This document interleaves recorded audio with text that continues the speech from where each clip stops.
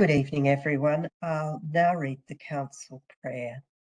Almighty God, we humbly seek your blessing upon this Council. Direct and prosper its deliberations to the advancement of your glory and the true welfare of the people of the City of Burundara. Amen. And I'll now call on Councillor Thompson to read the Acknowledgement of Country. I acknowledge the Wurundjeri Woi-wurrung people as the traditional owners and original custodians of this land, and I pay my respects to their elders past and present, and elders from other communities who may be here today. Thank you, Councillor Thompson. The Local Government Act 2020 enables Council to hold virtual meetings with councillors participating remotely by electronic communication.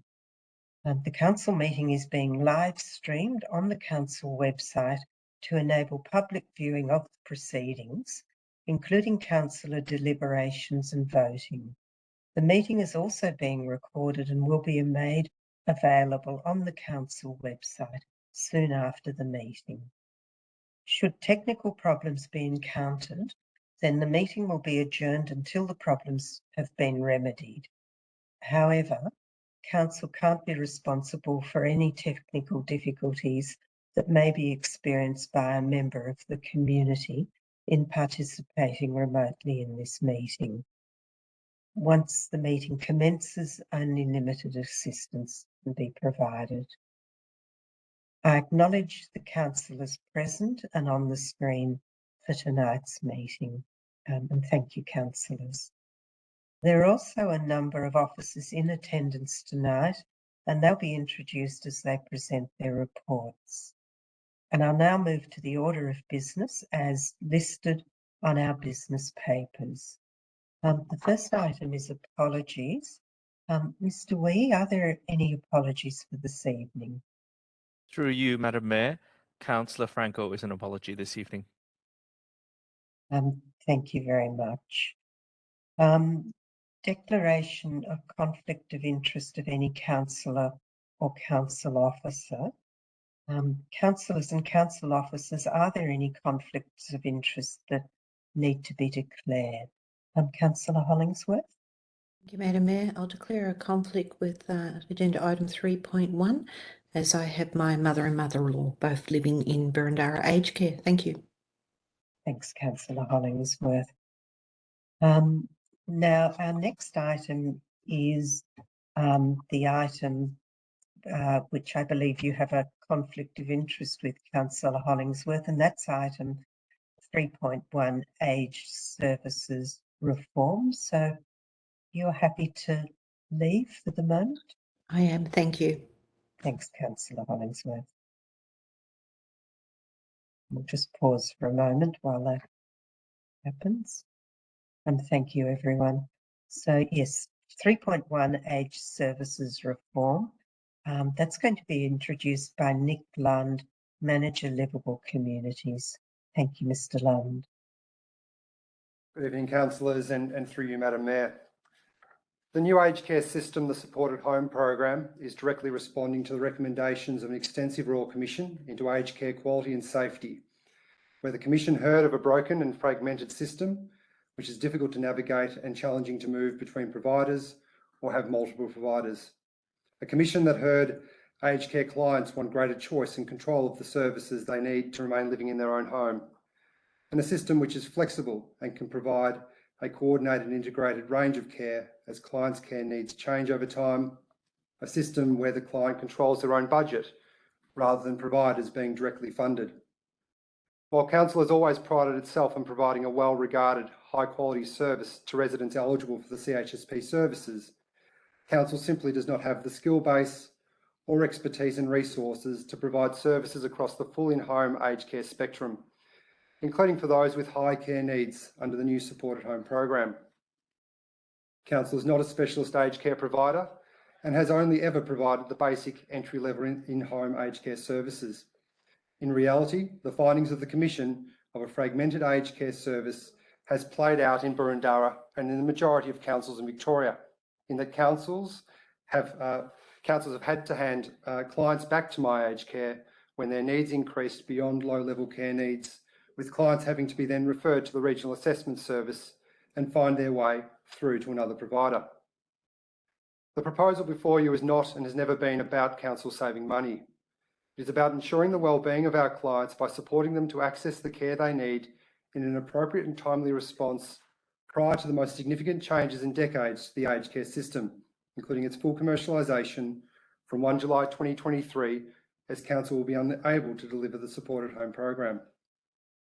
If Council does not support clients to transition prior to the introduction of the new aged care system to a provider which the Australian Government has nominated, clients would be required to navigate a new aged care system on their own. The report before you tonight follows the in-principle Council resolution made in relation to the future of Council's aged care services on the 11th of April, which is to assist Council's clients to transition to an aged care provider nominated by the Australian Government to secure their care prior to commercialisation, and seeks a Council resolution to confirm that decision. This report focuses on addressing the feedback from the Australian Services Union and one staff member received during the extended consultation period, which concluded on the 23rd of May 2022. Officers have given due consideration to the feedback received, and the report provides a detailed analysis of the feedback. The full copy of the ASU feedback is attached to the report. After due consideration of the feedback, officers are not proposing any fundamental change to the proposal. However, due to the extended consultation and the need to ensure a smooth and well-managed transition for all clients, the proposed date for the conclusion of the transition of in-home CHSP services has been extended by 1 month to the 31st of July 2022, and this is reflected in the proposed resolution. The Australian Government and Mequacare, who is the alternative provider nominated by the Australian Government, have agreed to this proposal. This report also discusses the position which Samarinda and Bascare representatives raised during the Council meeting of the 11th of April. The position put to Council was for Council to stay in the service until the 30th of June 2023, in order for Council to be able to transition its clients to their services. Both of these organisations provide excellent services, including the highly valued Meals on Wheels service in Boroondara, and no doubt these organisations will be turning their minds to developing strategies to compete in the open competitive market. However, Council opting to delay a decision on the proposal tonight will not benefit local organisations such as Bascare and Samarinda, as there is no guarantee there will even be a transition arrangement, as the service model for 1 July, from 1 July 2023 is a consumer-led, fully commercialised market. As to whether a transition to both agencies could occur prior to the 30th of June 2023, neither of the two agencies are currently registered to deliver the services Council is proposing to transition. There is also no guarantee these organisations would be able to secure registration with the Australian Government for the CHSP services Council is seeking to transfer prior to 30 June 2023. And that even if they were, there is also no guarantee the Australian Government, through its own due diligence processes, would nominate them as an alternative provider to Council services. The most salient point to consider is that it is not within Council's power to choose an agency to transition its services to. It is solely the decision of the Australian Government, as they are the funding body and they have nominated Mequacare. In the submission received from the ASU on the 23rd of May 2022, the ASU has put forward the notion that Council does not need to be concerned with the National Competition Policy, or NCP. The ASU is simply incorrect in saying the NCP does not apply. While the report covers this issue in detail, put simply, the NCP and competitive neutrality policy would apply to the provision of aged care services by Council under the new aged care model, as they are considered a significant business activity, essentially meaning that were Council to continue operating this service post 30 June 2023, Council would have to adopt cost-reflective pricing, which would be cost prohibitive to users and in particular would be inaccessible for vulnerable and financially disadvantaged people. Currently, the Council subsidy is $28 an hour at a minimum during business hours and much more out of hours, which would need to be passed on to clients. Under NCP legislation, the only way governments are able to subsidise services in a commercial environment is to undertake a public interest test to prove that by a government not continuing to provide such a service, there would be a detriment within the community.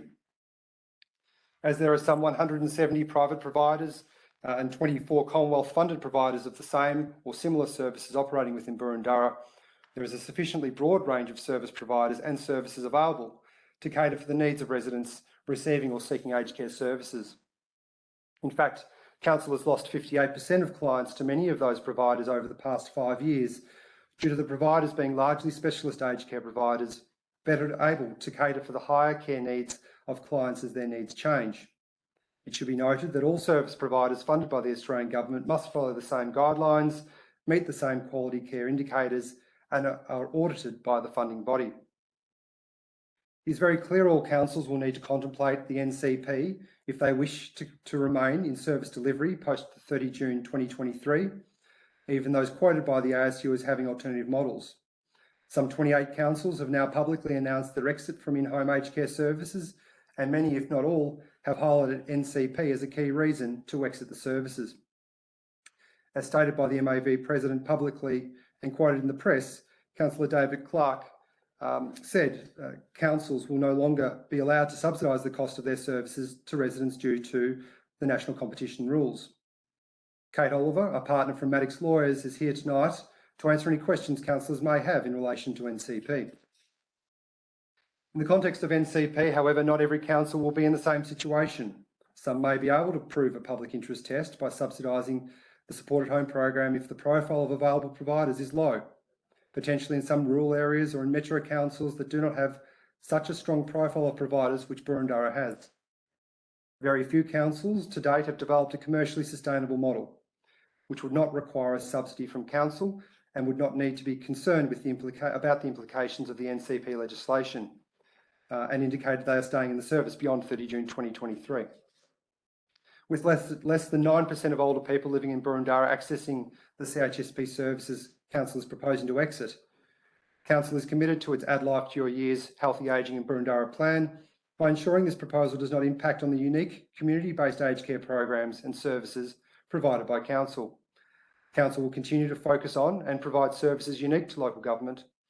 Council will also provide aged care sector navigation support for transitioning clients throughout the transition year and broader community to ensure all older residents are able to access information and appropriate supports and services.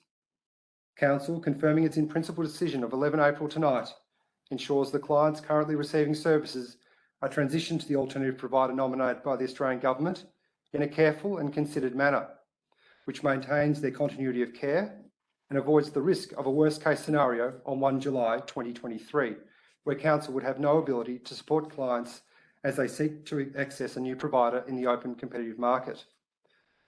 The officer's recommendation is on the screen, and we are happy to take any questions. Thank you.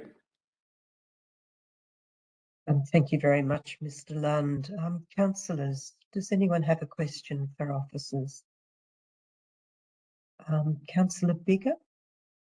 Yeah, excuse me, I have a couple of questions. Thank you, Mr. Lund, for that report. So just on the report on page 14, I'm just trying to understand when it says here, Council, under response to skills-based and service delivery. I'm trying to understand whether this is what you're saying is the Royal Commission recommends that providers of the care at home category of services. And it goes on. That strikes me as a recommendation, but it feels that you said that this is a requirement. So I'm trying to understand whether or not that it is a requirement or a recommendation that Council will need as the lead provider to provide all services. Mr. Lund? Yes, through you, Madam Mayor. Our understanding is that the Australian Government has accepted this recommendation as part of the formation of the supported home program. So it was initially a recommendation, but now it's going to be a requirement of the care at home program. Yes, that's understanding, correct. Okay. Can I just ask a follow-on question, please? So thinking about your comments about the full cost reflective pricing, I understand that you're suggesting that this would potentially be uncompetitive or out of reach, at least for potentially for more vulnerable clients.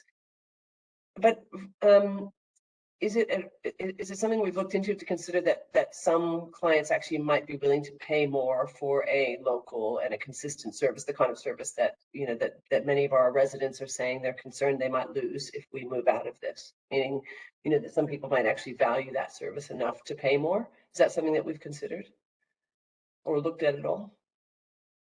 I'm happy to answer that question. So just the first part of what you said, Councillor Biggar, in terms of being a local service, there are a number of local service providers within Boroondara. In terms of clients willing to pay on average $28 extra an hour, I believe that very few would choose the option of council. And what needs to be remembered is that with this care, that it's not just available during normal business hours. For instance, respite care Monday to Friday between 7 p.m. and midnight, which is the peak time for respite, is $98.50 an hour. And that's something that I would imagine clients would not be happy to pay when there are such levels of additional costs that would be available to them. Our opinion is that we would not be competitive at all in the market. Does that answer your question, Councillor Biggar? Yes, I thought I might have one more question. I guess my other question that I did want to raise comes from page 19 of the report, where you talk about that delaying the proposed transition until 1 July 2023, that it would jeopardize the continuity of care and transfer. I know this is something we've talked about before, but one of the things you said is that we would no longer have any active aging officers. Would we not have them if we continued this service until next year? Would we not still have those officers? No, we Up would until, after the 30th of June 2023, we would not have those officers. no, but up until then we would. Is that correct? Yes, but you see, there's no guarantee that there'll even be a transition process, because the whole notion of the supported home program is for a consumer-led commercialised model. So what's happening at the moment is that providers are funded en bloc. So there's funding that is given per hour with targets set.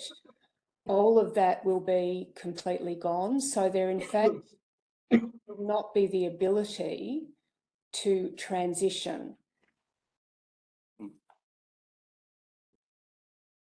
Did you have a follow-up question, Councillor Biggar? I think that's fine for now. Thank you. Okay, thank you very much. Councillor Stavro. Through you, Madam Mayor. Thank you for the report, Mr. Lund. Just a question regarding the ASU's view regarding the NCP. Has the ASU provided council with independent legal advice that the competition policy doesn't apply in this case? No, they haven't. Councillor Stavro. Thank you, Mr. Lund. Thank you. Any other questions for officers? I can't see any hands up. Is somebody interested in moving a motion? Pause.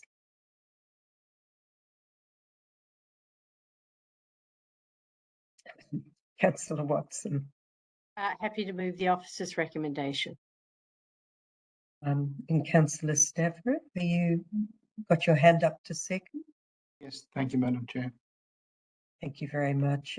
For the benefit of Councillor Watson and Councillor Stavro, is anyone opposed to the motion, which I believe is the officer's recommendation? Can I just confirm that, Councillor Watson, that it's the officer's recommendation? Thank you. And Councillor Stavro, that's what you were seconding? Yes, I was. Sorry for the delay. The mute button wasn't off. Sorry. I didn't make it clear enough. So is there anyone opposed to that as the motion? Councillor Biggar, you're opposed? Thank you. So let's return to Councillor Watson to speak to the motion. Thank you, Madam Mayor. This is a decision that we've approached with a great deal of advice and a great deal of caution. And it's a decision that we have faced in the past when we were looking at the changes that were brought about by the adoption of the NDIS. So the transition as we experienced it in the disability sector, with council transitioning out of being a care provider, was incredibly smooth and a very positive experience for those people who move from one carer to one care provider to another.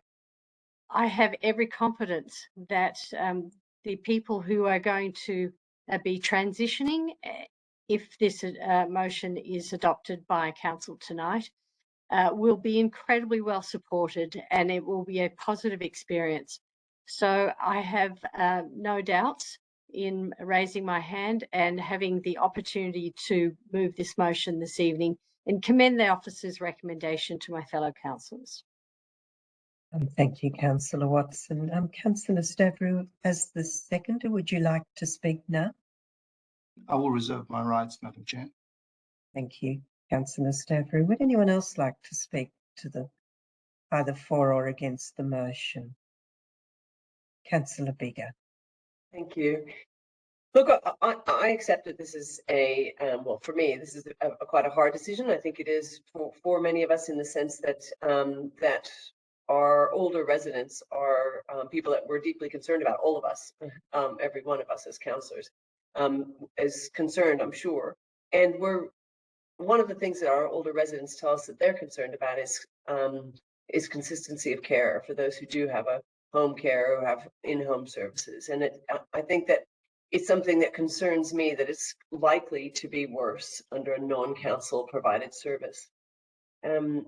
You know, and it's so critical that we work to keep people living independently in their homes when they want to, and then when they can do that. I think if there's high staff turnover, or clients aren't getting the services they need, then it's just a lot harder to keep people in their homes. I feel that we owe this much to the elder residents of Burundara, to the very least ensure that we have, that we have exhausted all other options. I realize that officers have done quite a lot of work on this. They've stated that 28 other councils have stopped providing these services. I understand that. To me, that still leaves 51 that haven't. And I'm just not convinced that, for the sake of our elder residents, we should be jumping out of these services right now before we need to. I think that we should continue to consider options. And so for that reason, I unfortunately am not able to support this motion. Thank you, Councillor Biggar. Would anyone else? Councillor Sinfield. Thank you. I do agree in part with what Councillor Biggar has said, and I have spoken against this transition at numerous previous meetings, and I do have reservations, but I certainly understand the objective of officers here and Councillor Watson through moving this is to give our residents here the best opportunity by transitioning now as opposed to 12 months from now. I think it's really important also to acknowledge all of the phone calls and emails that we've received from our older community members who have concerns about this. But I have now reached a point where I'm satisfied that there is nothing left that we can do to make this transition any easier, with the exception of one thing, and I might raise it either in general business or at a later date, and that is to maintain a staff member at council to ensure that there is a point of contact for continuity and for the peace of mind of the older residents and their families as we move through this period. And I'm not quite sure what time frame that that might look like. I might speak with officers about that. I don't seek to move an amendment to the motion, but I think that it's probably worth considering having that continuity. I'll leave my comments there. Thanks.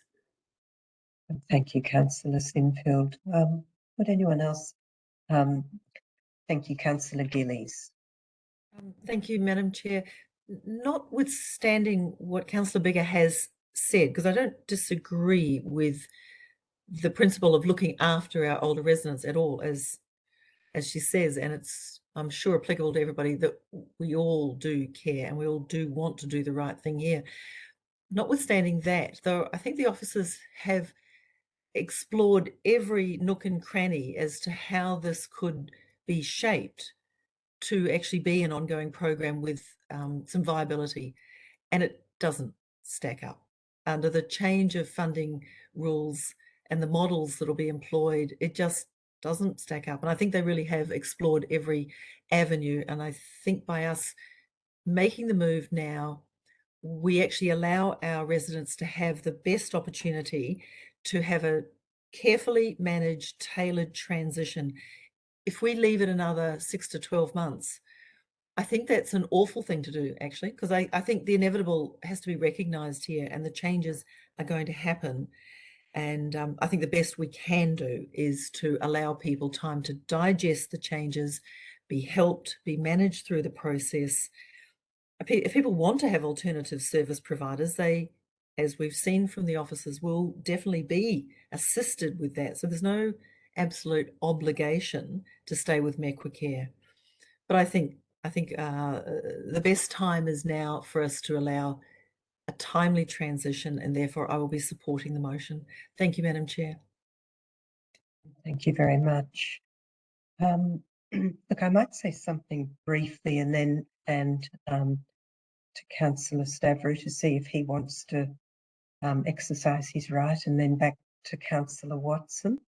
For me, the guiding principle actually throughout this process and the work officers have done has been what is best for our residents. I think there's a true belief that the process that is being suggested is because they strongly believe this is what's best for our residents.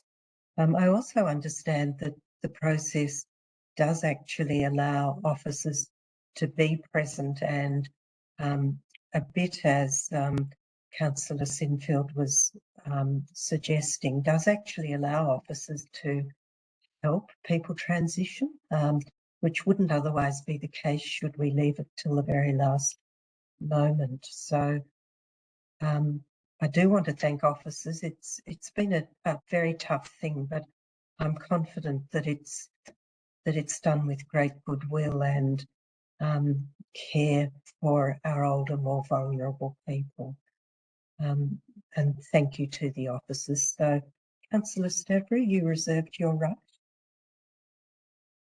Thank you, Madam Chair. I'll be very brief because all of you as colleagues have pretty much reflected a lot of what I wanted to say. Primarily, Councillor Biggar's concerns, totally understand them, share them in that way that we do want to care for our residents at that age group through this difficult time. But the thing that motivates me to support the motion that Councillor Watson has moved is that, having really considered this quite a length of time with the officers providing us briefings, every opportunity has been considered, and the key issue is that we won't be able to provide that service in any length in the future.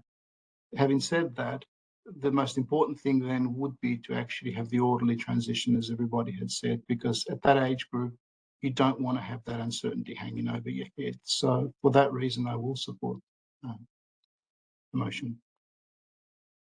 Thank you, Councillor Stavrou. So I'll hand back to Councillor Watson. Was there anything you would like to say to close the debate?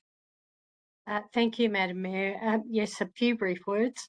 I'd just like to thank the officers for the work that they've done. It's been very detailed. We've had many discussions, and I want to assure the community that we step into this fully informed and have exercised a great deal of care and concern to make sure that our elderly residents receive the best care and that transition will be done at their speed and to their satisfaction. So it's with great confidence that I put this motion forward.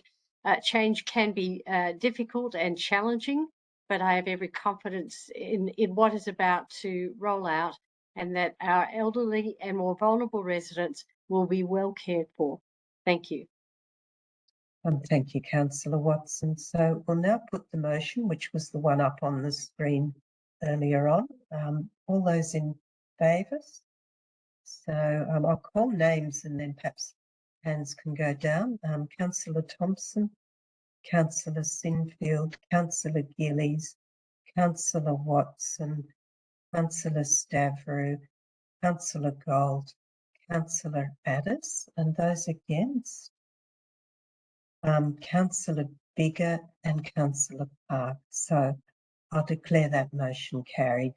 Thank you, councillors. Now that's the end of our business for this evening.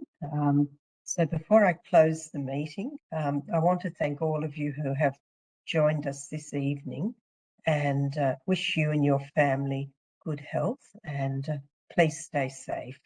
And I'll now declare the council meeting closed. Thank you very much and goodbye.